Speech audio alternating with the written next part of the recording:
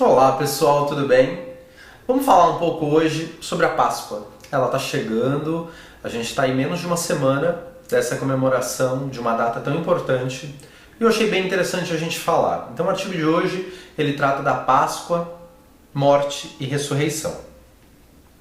E nessa época do ano, às vezes a correria, as compras de ovos de Páscoa, o dia a dia, os próprios comerciais da televisão nos levam a lembrar apenas do momento Páscoa festa, Páscoa chocolate. E a gente acaba esquecendo o porquê a gente está nesse feriado, o porquê acontece esse feriado e o que a gente efetivamente comemora nessa data. Então eu queria trazer para vocês algumas informações que a gente encontra na Bíblia, do que realmente trata esse feriado. Mas antes disso, o que eu quero falar com vocês? Que é incontestável que Jesus veio para nos salvar. É incontestável que Jesus veio para trazer uma nova perspectiva de vida para nós. E aí a gente pode encontrar em 1 João 3,5 e vocês sabem que ele se tornou homem a fim de poder tirar os nossos pecados e que nele não há pecado, nenhum desvio da vontade de Deus e nenhuma ocasião e nenhuma maneira. Então a gente encontra isso em João.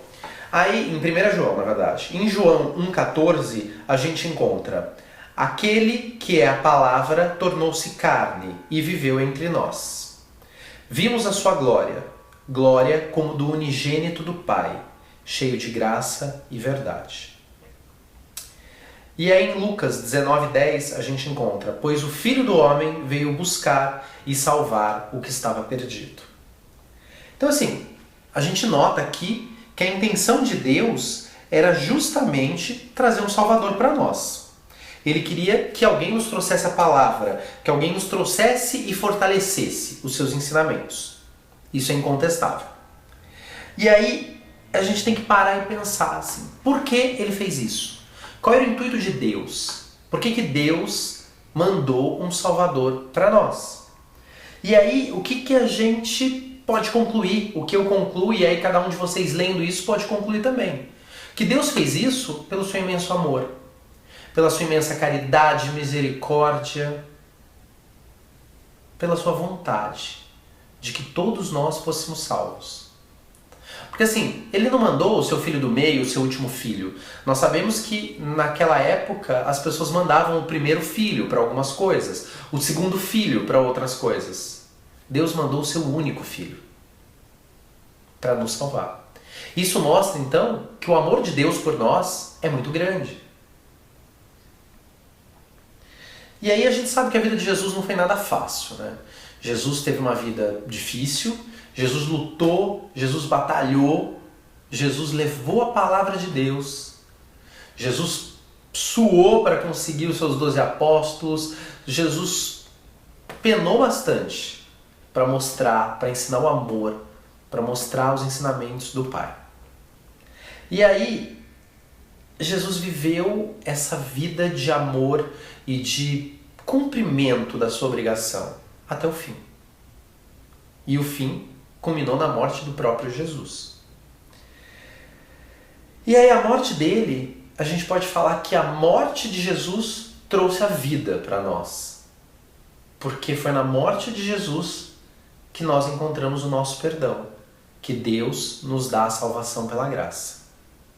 E aí a gente pode encontrar em Romanos 5,8. Mas Deus demonstra seu amor por nós.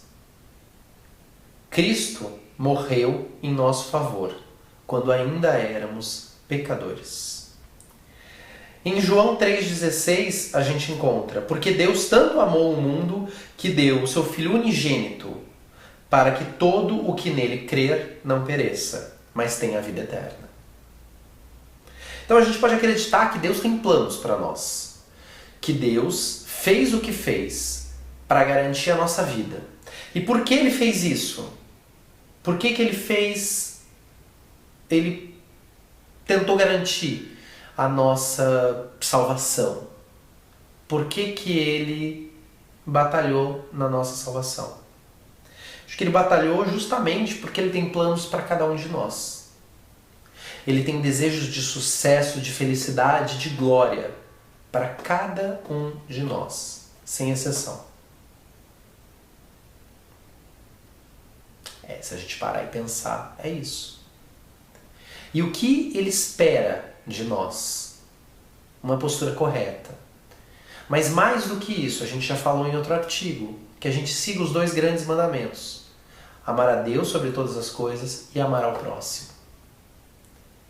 E com tudo isso, a gente pode falar que a vida vai ter momentos de turbulência. Olha as turbulências que tiveram na vida de Jesus. A nossa vida sempre vai ter turbulências. Não dá para ser um mar manso eternamente. Mas é aí como que a gente pode superar essas turbulências? Vamos buscar o exemplo de Jesus. A vida dele foi muito conturbada e essa parte da Páscoa, essa parte da paixão de Cristo, foi uma turbulência só. Mas como que Jesus superou e venceu? Jesus orou. Jesus acreditou no plano. Jesus tinha certeza que Deus tinha um motivo certo para estar fazendo aquilo. Ele não hesitou, ele não teve medo, ele hesitou. No Getsemane, Jesus vai orar e fala, eu acho que eu não vou conseguir. Mostra a hesitação dele. Um pouco antes da efetiva prisão de Jesus, nós encontramos na Bíblia que Jesus hesitou, ele teve medo. Jesus hesitou quando crucificado. Pai, por que me abandonaste? Então Jesus hesitou. Mas ele nunca deixou de acreditar no plano que Deus tinha. E é isso que a gente precisa fazer. Acreditar que as turbulências na nossa vida, elas vão acontecer. Mas elas precedem algo muito melhor. Elas precedem um presente, uma glória, uma graça que Deus vai nos dar. Então a gente precisa acreditar, se manter firme, se manter com fé, se manter confiante. Porque Deus tem planos de glória, de felicidade, de sucesso, de alegria para todos nós, visto que Ele mandou seu único Filho para a cruz para nos salvar. Então, o que eu mais gostaria que todos absorvessem deste artigo é que a gente deve sempre acreditar que existem esses planos. A gente deve sempre acreditar que existem maravilhas de Deus nos esperando e que as dificuldades virão. Mas que nesse momento temos que acreditar, temos que fortalecer a nossa confiança, a nossa esperança e a nossa fé em Deus. E se a dúvida vier, ora bastante, com todo o seu coração e acredita. Porque Deus, Ele não demora, Ele não erra. No momento certo, os seus presentes serão entregues. E nesses momentos, você entenderá por que Ele permitiu os ocorridos na sua vida. Então, acredita. Acredita que Deus te ama muito e Ele quer o melhor para a tua vida. Mas você tem que fazer a sua parte. Você não pode deixar de fazer a sua parte. E não esquece, aproveita a Páscoa. É um momento bastante interessante. Então aproveita, perdoa alguém. Deus não nos perdoa nessa época? Então aproveita, perdoa alguém na Páscoa. Procura uma pessoa aí que você ainda mantém uma mágoa no coração, perdoa essa pessoa. Dá um chocolate para ela e a perdoa. Você pode fazer isso. Desejo a todos as bênçãos de Deus. Desejo que você não esqueça que Deus te ama exatamente do jeito que você é. Ele me ama como eu sou. Ele te ama como você é. Ele não quer que você mude. Ele só quer que você permita um na sua vida. Então quem ainda não tem, experimenta.